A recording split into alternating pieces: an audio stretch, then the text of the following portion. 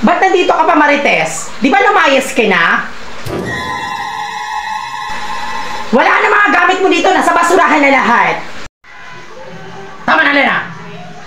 O Marites, ano ba nangyari sa'yo? Ba't ka nagkaganyan mo ka nila pa ng aso? Akala ko ba naman, sumama ka na sa nanay mo? Hindi.